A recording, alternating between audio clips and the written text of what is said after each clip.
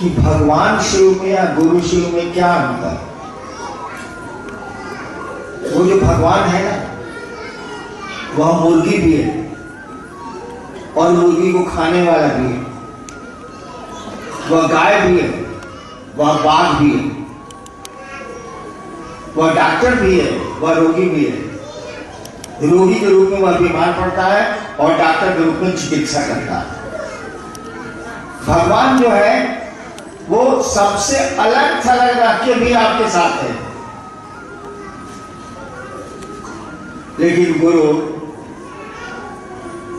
शिष्य के लिए जीते हैं। शिष्य ही उनकी दुनिया है। शिष्य आगे बढ़ेगा तो गुरु का नाम होगा। भगवान को क्या अंतर आता है? उन्होंने सृष्टि बनाई है, आ रही है, जा रही है, चल रही है, आ रही है, जा रही है, चल रही है। बाघ गाय को खा रहा है, आदमी मुर्गे को खा रहा है, मुर्गा भी भगवान है, आदमी भी भगवान है। यानी समदृष्टि है ईश्वर के रूप में उस शिव की, लेकिन गुरु के रूप में उसकी समदृष्टि नहीं है। वह शिष्य के प्रति दृष्टि रखे हुए है। गुरु तो शिष्य से केवल जुड़ता है। ठीक उसी तरह से भक्त आप चेला में क्या अंतर है समझान है। मान लीजिए कोई पहलवान, पहले का जमाना याद कीजिए, पहले के जमाने में खाली देह से लोग लड़ते थे। वो तलवार हो, भाला हो, देह से लड़ाई होती थी, शरीर से। मान लीजिए किसी कोई पहलवान का प्रशंसक है तो उसको कोई गांव में मारा तो अपने जाके पहलवान को बोलेगा कि देखिए मालिक, हमको फैला आदमी बहुत मार पटक पटक के मारा।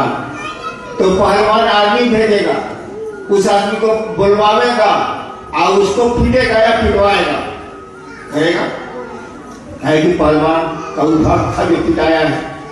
लेकिन वही पहलवान गुरु है। अब देखिए, वही पहलवान का एक प्रशंसक है यानी भक्त है, उसको बचाने के लिए पहलवान खुद आया, आदमी भेजा, और उसी पहलवान का वो चेला है, वो पिटा गया गांव में, जाके अपने गुरु को कहेगा पहलवान को कि गुरु जी गांव में हमको एक आदमी लहरी मार दिया, मुंह कान फूट गया मेरा।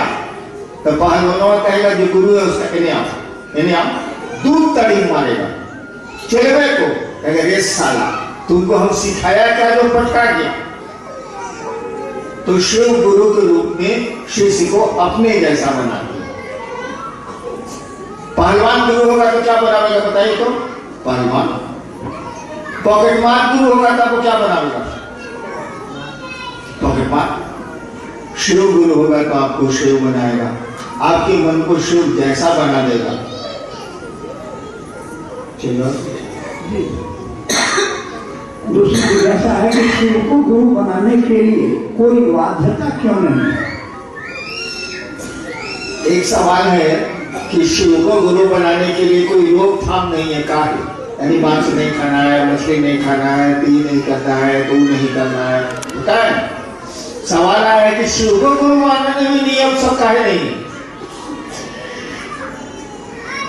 अच्छा, नियम लड़का बनावेगा, शिष्य बनावेगा कि गुरु बनावेगा, इसका पर फैसला कर लेगा। नियम मास्टर बनावेगा कि विद्यार्थी बनावेगा? अगर विद्यार्थी बनाया तो क्या होगा मालूम? एक बार हम मजिस्ट्रेट थे, इलाके में जा रहे थे जीप से, बहुत साल पहले देखा कि 12 बज रहा है और लड़का सब कबड्डी खेल रहा, तू लड़का सब स्कूल का कबड्डी खेल रहा। अब मास्टरवार को सीधी लेके फूल फूल कर रहा है। हम कहीं जा रहे मास्टर साहब, ये 12 बज रहा है, कबड्डी कहाँ खेल रहे हैं? अब बच्चों को भी खिला रहे हैं। कहा कि हम नहीं खिला रहे सर, ये लड़के सब हमको खिला रहा। हम कहा साले पढ़ाओगे कि नहीं पढ़ाओ? उसको हमने सस्पेंड कर दिया था। पढ़ाओगे कि सारे लड़का के मन से चलोगे? यानी शिष्य के मन से गुरु नहीं चलते, विद्यार्थी के मन से शिक्षक नहीं चल सकता, क्योंकि विद्यार्थी का मन ही है खेलने वाला, तो खेलवे करेगा। शिष्य का मन ही है कि दुनिया में हो चीज बढ़िया लगता, हो चीज बढ़िया लगता, हो चीज बढ़िया लगता, हो चाहिए। गुरु का गुरु यानी नियम तो गुरु का बनेगा ना। शिव जगत का गुरु है, पूरी दुनिया का गुरु है। तो आप हो सकता है, हम हो सकता है मांस मछली नहीं खाते हो, चलिए मेरा गुरु है वो, लेकिन समुद्र का जो मछुआरा है वो क्या खाएगा? नदी किनारे जब बाढ़ आती है तो लोग क्या खाते हैं, देखा है आपने? इधर तो बाढ़ आती नहीं है, देखिए आकाश, लोग क्या करते हैं, रेलवे लाइन पर चले जाते हैं और उसी पानी से मछली पकड़ पकड़ के आग में उसको सेकते हैं और नमक मिला के खुद भी खाते हैं और बच्चों को भी, परिवार को भी खिलाते हैं, क्योंकि सरकार की सहायता तो देर से पहुंचती है। बाढ़ आ गई है तो देर से पहुंचती है, टाइम लगता है। तो मछली खाने वाले का महादेव नहीं होगा ना,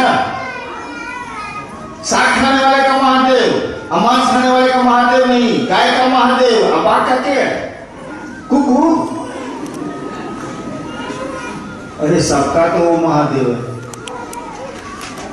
वो तो ईश्वर है, गुरु है, जगत गुरु है। इसीलिए जब वो गुरु होंगे, जब शिव गुरु होंगे तो कोई नियम कानून नहीं लागू होगा। कि समुद्र का मछुआरा भी उसको गुरु मानेगा और यहाँ सब्जी खाने वाले भी उसको गुरु मानेगा, कोई नियम कानून नहीं लागू होगा।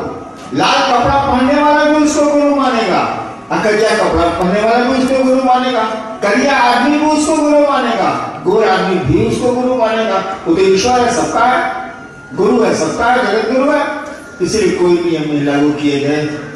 शिव जब गुरु होंगे तो कोई बाध्यता नहीं होगी, कोई प्रतिबंध नहीं होगा, कोई नियम नहीं होगा। चलिए आप सबों को मेरा प्रणाम।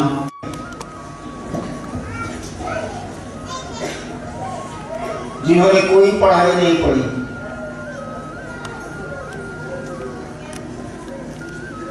और आप भी उनको जानते हैं, देश भी जानता है, विदेश भी उनको जानता है।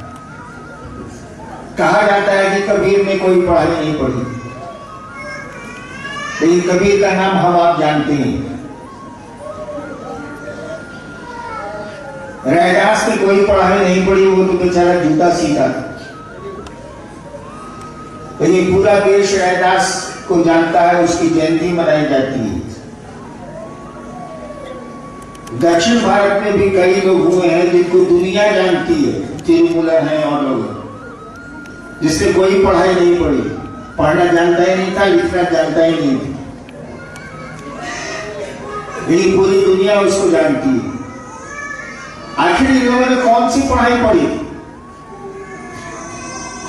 कबीर ने कौन सी पढ़ाई पढ़ी? रैदास ने कौन सी पढ़ाई पढ़ी जो दुनिया जानती है? हम आप तो ठीक पढ़ लिए, कलेक्टर हो गए, आप इंजीनियर हो गए, डॉक्टर हो गए, और हम लोग दुनिया से चले जाएंगे, लोग भूल जाएंगे। लेकिन कबीर के गए हुए 400 साल से ज्यादा हो गए, नहीं भूला पाए हम लोग। रैदास को गए भी लगभग इतने 100 साल हो गए, नहीं भूला पाए हम लोग। तिरुमला के गए हुए 800 साल हो गए, नहीं भूला पाए हम लोग। वह ऐसी पढ़ाई थी जो उनके गुरुओं ने उनको सिखाई थी। वो परमात्मा का रास्ता था, भगवान का रास्ता था, जिसकी बोली हुई बोली पर, किताब पर जो उसने कह दिया, आज भी लोग एमए में पीएचडी करते हैं, पढ़ाई पढ़ी जाती है। जिसने कुछ नहीं पढ़ा, उसके बोली हुई बात पर आज पीएचडी हो रहा एमए के बाद। वैसे ये भी पढ़ाई जरूरी है, बच्चों को तो स्कूल भेजना ही चाहिए, लेकिन वो भी पढ़ाई जरूरी है जो आपको गुरु सिखलाती है।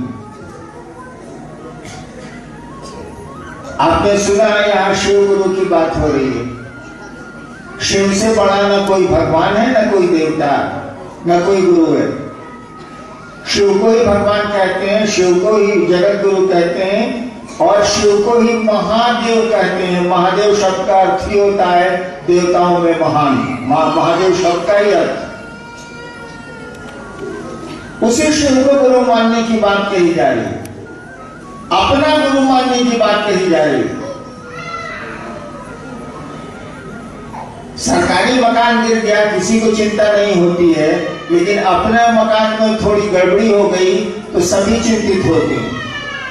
तो शिव तो सबका है, हम लोगों का नहीं है, हमारा नहीं है। हम लोगों ने कहा उस महादेव को अपना बनाओ, उस शिव को अपना गुरु बनाओ। वो गुरु है, हम लोग शिव से नहीं है। और इसमें कुछ नहीं लगता। आपने सुना लोग बोल रहे, आपको पता है मैंने शिव को गुरु कैसे माना?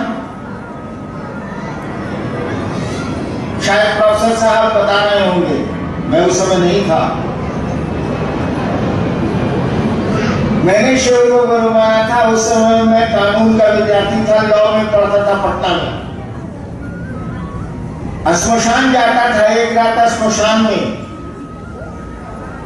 साधना करने श्मशान जाता था। मैं 14 साल से बच्चा था, तभी से एक मेरे मन में ख्याल आया, जैसे आपके मन में ख्याल आता है कि आज गोभी का सब्जी बनाएंगे, आज आलू की भुजिया बनाएंगे, वैसे मेरे मन में ख्याल आया कि भगवान,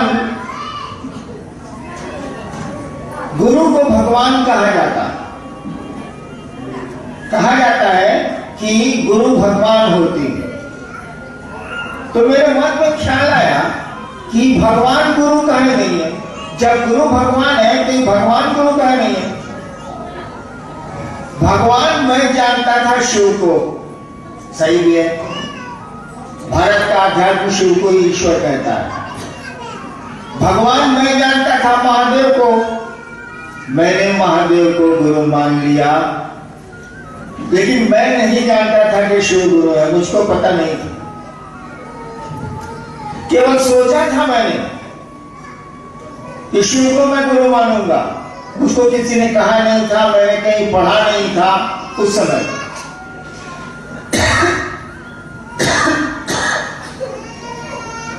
और मैंने मान लिया, शिव को गुरु मान के मैं चुप हो गया। मुझको लगता था जैसे सब गुरु के यहाँ गड़बड़ी हो रही है, यहाँ भी गड़बड़ होगा, ये तो दिखता भी नहीं, महादेव तो नजर भी नहीं आता, ये बतियाएगा कैसे, मंत्र कैसे बताएगा, पूजा कैसे सिखलाएगा। मैं चुप हो गया, लेकिन शिव को मैंने गुरु मान लिया। मैं नहीं मान कि मेरे गुरु शिव हैं।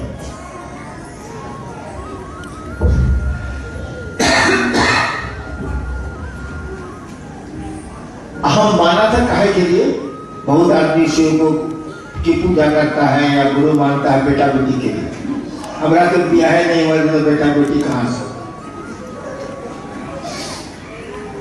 पैसे की जरूरत नहीं थी कि मेरे बाप खुद ही बहुत बड़े अफसर थे, तो पैसे के लिए भी नहीं माना, बेटा बेटी के लिए भी नहीं माना, परिवार था ही नहीं, अकेला था, मैं विद्यार्थी था, पढ़ता था। मैंने शिव को गुरु माना था जादू टोना सीखने के लिए। जादू टोना नहीं आता, बतासा मंगा दिया, तही कर दिया, कहो कर दिया, नहीं करता ऐसा, पहले गोली सब करता था। वही सीखने के लिए मैंने शिव को गुरु माना।